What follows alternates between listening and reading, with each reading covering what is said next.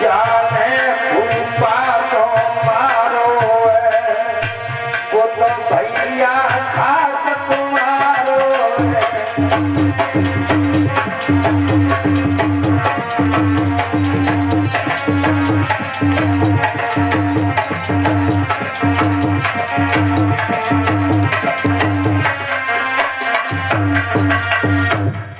कहा बुआ जाने त्या पिछिया उतारे सो तो क्या सगो भैया है और भैया की हमदर्दी करके तुम हमें समझा देंगे।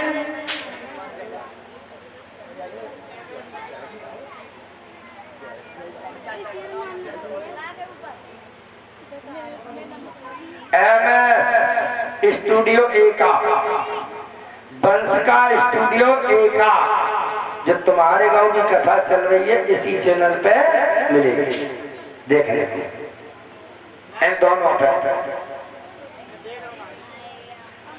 आप बुआ के दिमाग में जब झटका लगो तो बुआ ने प्रहलाद को गोद में लिया और हिरण्यकश्यप से कहा कि पूरी एरिच में मुनादी करा दो कंडे और लकड़ी लाए और एकत्रित करके और हम बीच में बैठेंगे चारों तरफ लगा करके उसमें अग्नि प्रज्वलित करें ताकि हम बच जाएंगे और पहला जल के नष्ट हो जाएगा। बुआ जिस रात रुकी थी उसी रात में भगवान असली चीर तो ले गए और नकली चीर बुआ को दे गए। बुआ बैठ गई प्रहलाद को गोद में लेके जैसे ही आग लगी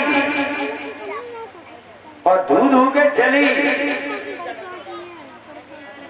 कैसे ही असली चीर आकर के प्रहलाद के शरीर में लपट जाता है और बुआ भी चीर ओढ़े थे।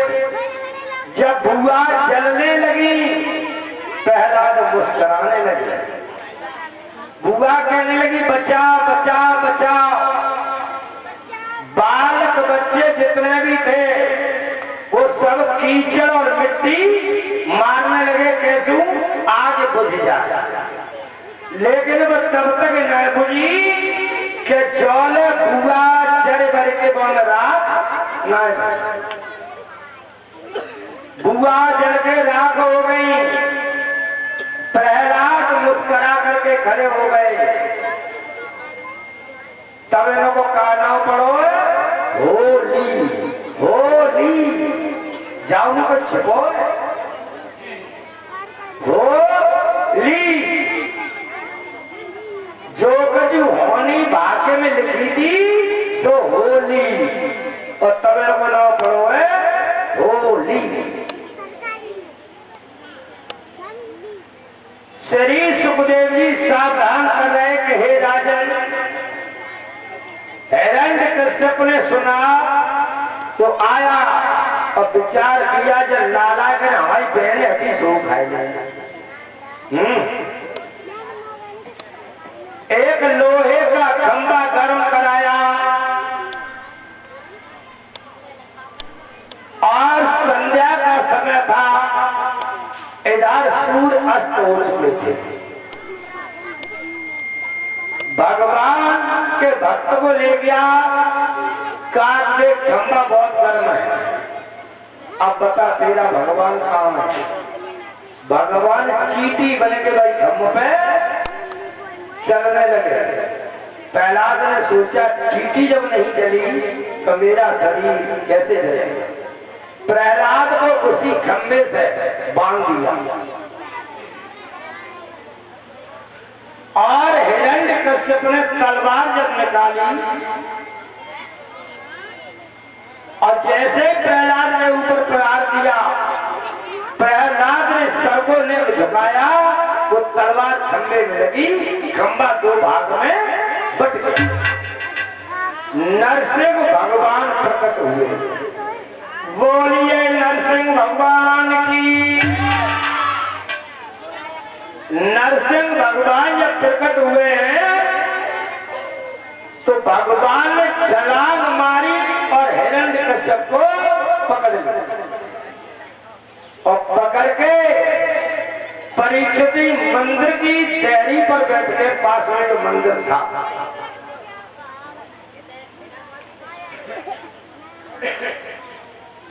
आप पूछा हिरण्यकश्यप ने, बताओ तुमने यही वरदान मांगा था, ऊपर मरे न नीचे,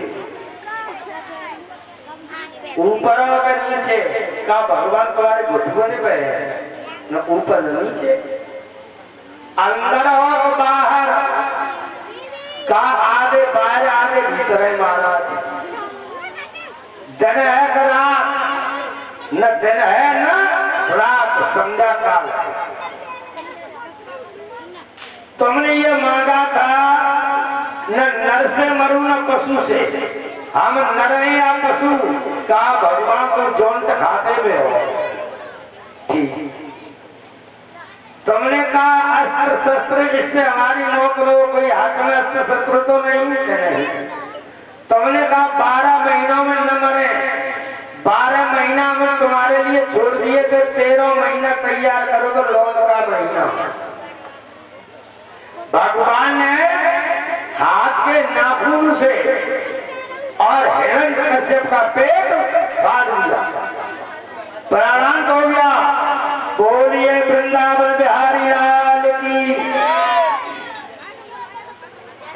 फिर भी तामस ठंडा जब नहीं हुआ तो बट वृक्ष खड़ा था, अपने नाखून बट वृक्ष में खड़ा दिए, वो भी वृक्ष जलने लगा।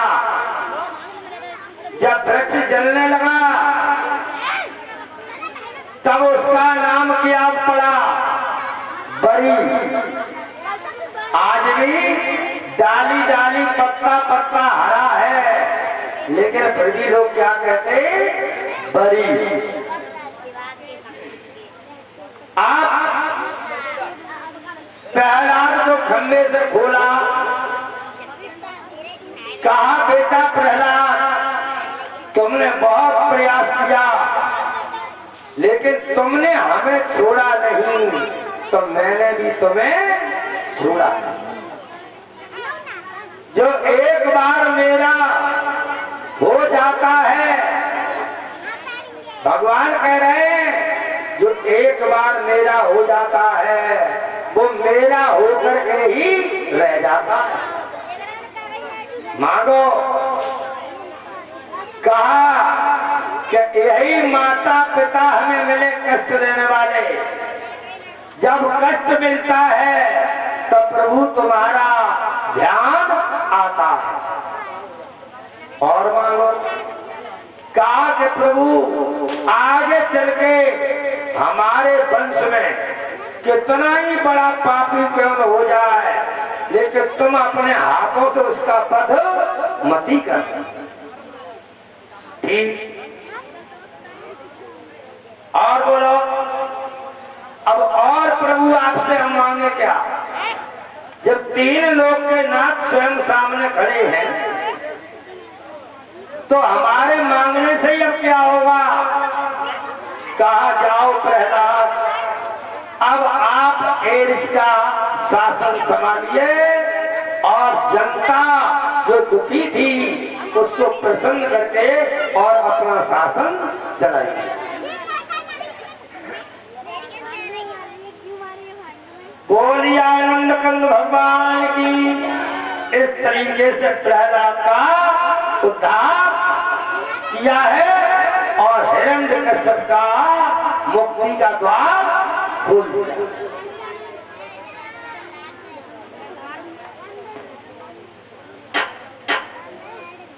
दोलान का कीर्तन बोलो और आगे की कथा फिर से करें आप लोग।